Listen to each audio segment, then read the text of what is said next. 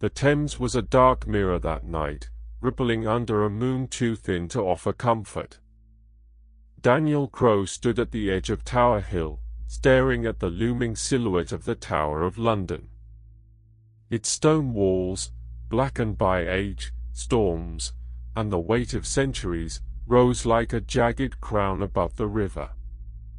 Floodlights made the stones glow pale, almost sickly, like old bones exposed under surgical lamps. Daniel wasn't a tourist.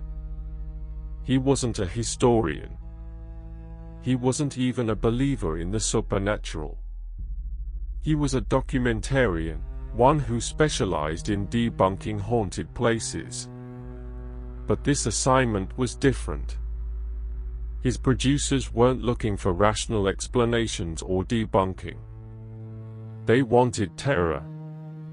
They wanted footage, raw, unsettling, and real, of the tower at night. Rumors had swirled for centuries, but recent reports claimed the hauntings had intensified. Visitors fainted without reason, guards refused night shifts, and a security camera had captured what looked like a headless figure gliding along the battlements. Daniel had reviewed the footage. He knew video trickery. He knew light distortions. But that had been different. The figure didn't walk. It floated. And there was no head. Now he stepped forward, adjusting the camera strap to his chest. A yeoman warder, one of the iconic beefeaters, stood at the gate, his expression unusually tense. "You really staying the night?" the guard asked, his voice low. Daniel nodded. "I need everything authentic. No reenactors, no actors, no interruptions." The guard hesitated. "I can open the gates. I cannot promise they'll open again." Daniel forced a chuckle, but the warder didn't laugh. The heavy wooden doors opened with a groan that sounded almost human. He stepped inside. The gate closed behind him with a boom that echoed like a final heartbeat. And the tower swallowed him whole. Night inside the Tower of London felt different from night anywhere else. It was thick, dense, like something alive, pressing against the skin. The air seemed colder. The wind, quieter. Even Daniel's footsteps felt absorbed by the stones, as if the floor was hungry for sound. He began his exploration at the White Tower, the oldest part of the fortress. His camera picked up every creak of stairway, every shift in the darkness. The building smelled of dust and iron, like blood left too long on metal. Entering the White Tower, he whispered into the microphone. "Temperature seems to have dropped at least 5 degrees. A shiver raced down his spine. He climbed the narrow spiral staircase, his flashlight cutting a thin path through the dark. Halfway up, he heard it. A whisper. Soft, childlike, and impossibly close. "Help." Daniel froze. "Is someone there?" he said, switching to a wider light beam. Silence. He resumed climbing, carefully, slowly, until he reached the upper chamber where ancient armor stood on wooden mannequins. Their hollow metal eyes reflected his light back at him. He raised his camera, then stopped. One of the suits of armor had moved. It was subtle, a shift in position of the head that Daniel knew he would have spotted before. The helmet now faced him directly. He lifted his camera again. Through the lens. The helmet wasn't empty anymore. A pale face, eyes wide and glassy, stared back. Daniel's breath stopped. He pulled the camera away. The helmet was empty. He lowered it again. The face was back. A boy's face. 12, maybe 13. Blue lips. Bruises around the throat. Daniel stumbled backward, nearly tripping over a step. Okay, he breathed. That's new. The face opened its mouth in a silent scream. Daniel snapped the camera up, and every suit of armor turned its head toward him at once. He ran. He didn't stop running until he reached a courtyard lit by only a sliver of moonlight. His breath came in clouds. His hands shook violently. Calm down. It's stress. Sleep deprivation. Shadows. He turned on the camera again. Heading toward the bloody tower, he narrated. Reports say the ghosts of the princes in the tower, Edward and Richard, are most commonly seen here. His voice echoed slightly. He entered the bloody tower slowly. The wooden door creaked, the sound ricocheting down the stone corridor. Inside, the air was colder than before. Much colder. His breath turned white again. He checked the room where the two young princes were believed to have been murdered centuries ago. A single lantern illuminated the chamber, casting long shadows on the stone walls. He stepped closer and heard footsteps behind him. He spun. Nobody. The footsteps continued, running now, circling him, fast, impossibly fast. Then small hands grabbed his coat. Daniel screamed. Two translucent figures, small, pale, dressed in royal tunics, stood before him. Their faces were sunken, eyes hollow, as if crying for centuries had entered them. "Don't leave us," one whispered. "They come at night," the other said. Daniel swallowed hard. Who? Before they could answer, something slammed violently into the wall behind him. The boys vanished instantly. The room fell silent. And then, something heavy dragged itself across the corridor outside. Something large. Slow. Deliberate. Daniel pressed himself against the wall. The dragging stopped. Seconds passed. Then a soft knock sounded on the door. Tap. Tap. Tap.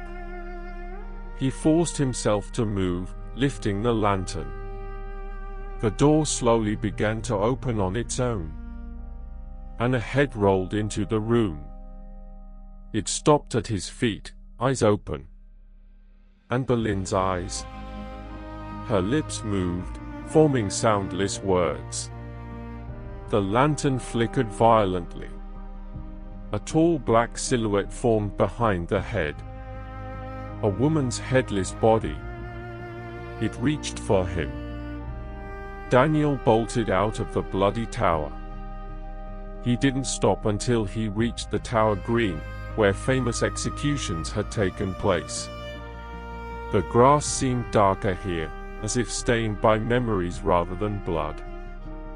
The ravens, those legendary protectors of the tower, watched him from the posts and rooftops. Their eyes gleamed in the dark. One raven hopped closer. "Turn back," it croaked. Daniel stared at it, stunned. Did you just?" The raven flapped its wings. "Turn back, or she will find you." A chill shot through him. Who? The raven's head tilted. The one who walks without her head. And Boleyn. He backed away. And that's when all the ravens turned their heads in unison toward the archway leading to Tower Green's scaffold spot. Daniel followed their gaze. A figure stood there.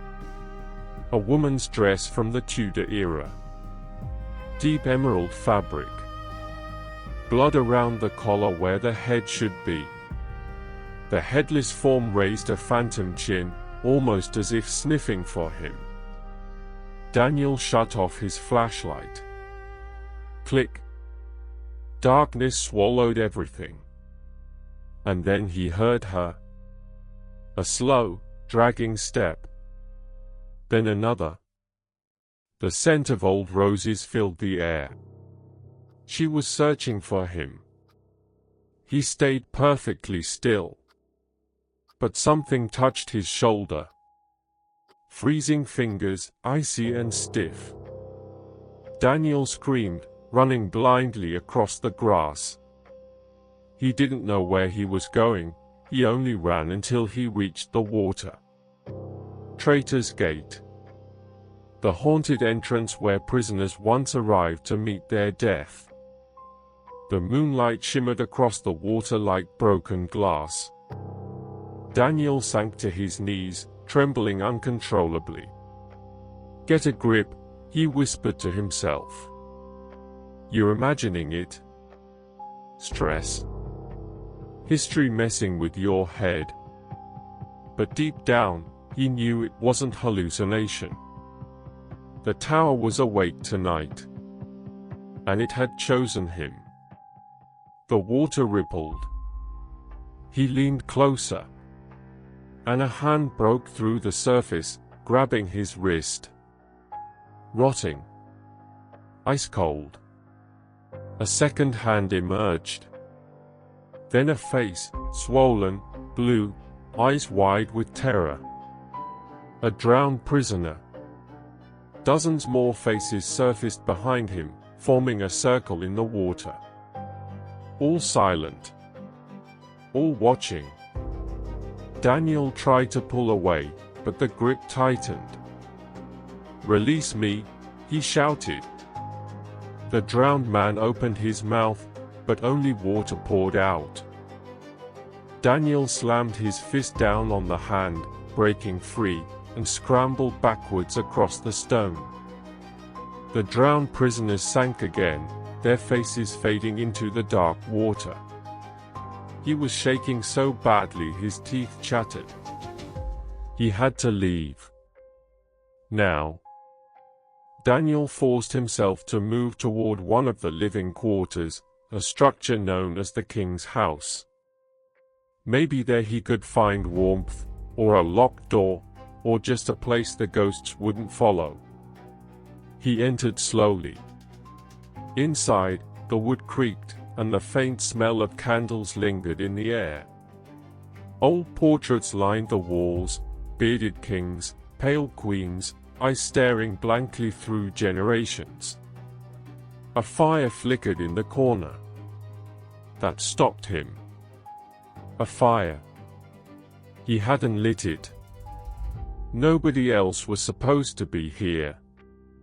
He approached it cautiously. The flames burned blue. He lifted his camera. And a figure sat in the chair facing the fire. Its head slowly turned toward him. Sir Walter Raleigh. Daniel recognized him from the portraits. The imprisoned explorer, kept here for years. Leave while you still can, Raleigh whispered. She hunts you now. And Boleyn? No, Raleigh said grimly. Something older. Daniel swallowed. Older? The tower was built on blood long before kings made it famous. Every stone remembers. Every shadow listens. His eyes darkened.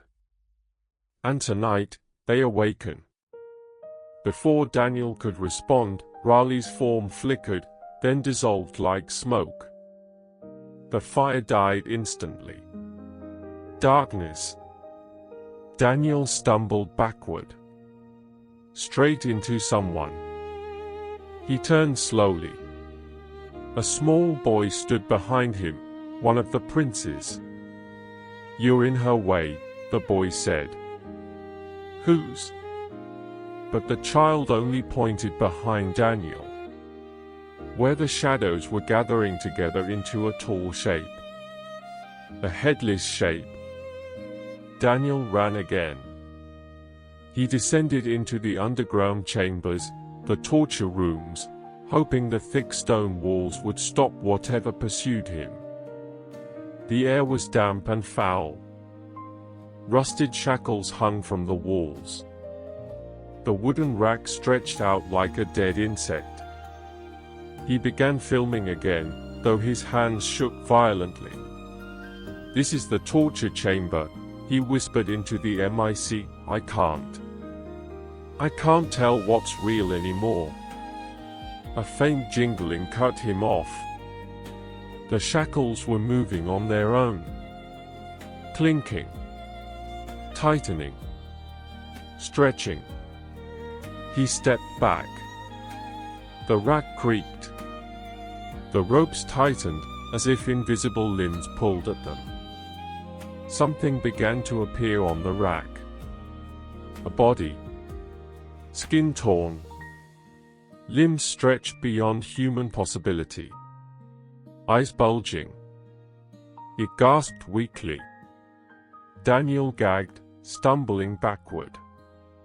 "Help me," the figure croaked. Daniel reached a trembling hand forward. The body snapped its head toward him. "You're next." Daniel screamed and fled the torture room. He ran back into the courtyard, but the tower green was no longer empty. Figures stood in a circle. Transparent. Flickering. Executioners. Prisoners. Nobles. Guards. All watching him. At the center stood Boleyn. Her severed head lay in her hands. She lifted it slowly, offering it to him. The head's eyes rolled upward to meet his. "Look what he did to me," she whispered. I don't want." "You entered my tower," she hissed. "You awoke us. Now you must see." The executioner stepped forward, grabbing Daniel by the arms. He struggled violently, but the ghostly hands were cold and impossibly strong. They dragged him toward the scaffold. "No. Let me go. I'm alive." "So was I," and whispered. Her headless body approached Daniel, raising a phantom blade. The world spun. Darkness flooded his vision. And then silence. A crow cawed. Daniel opened his eyes. He was lying on the grass of Tower Green. Alive. Unharmed. The sun was rising over the tower. A yeoman warder rushed toward him. "What the hell happened to you? You look like you saw." Daniel staggered up, shaking violently. "We need to leave. Now. Open the gate." The guard nodded, helping him walk. As they neared the exit, Daniel turned to look at the White Tower one last time. A figure stood at the window. A woman in emerald green. Her hands cupped something lovingly. Her head. She raised it slightly, as if in a silent farewell. Daniel froze. "Do you see her?" he whispered. "See who?" the guard asked. The figure slowly began to fade. But Daniel swore he saw her smile. 2 days later, Daniel reviewed the footage in his studio. Most of it was static. Some was pitch black. Some was distorted beyond recognition. He scrubbed through hours of glitching video until he found something clear. It was the moment in the torture chamber. A full body on the rack. Impossible. He rewound. Then he saw something else. Behind him. In every clip. Every angle. Every room. A headless woman. Following him. Even when he wasn't looking. Even when he wasn't aware. He shut the laptop. The room grew colder. And behind him, a soft voice whispered, "You left the tower. But I follow." Daniel didn't turn around. He didn't have to. He already knew who stood behind him. And he knew she had brought her head with her this time.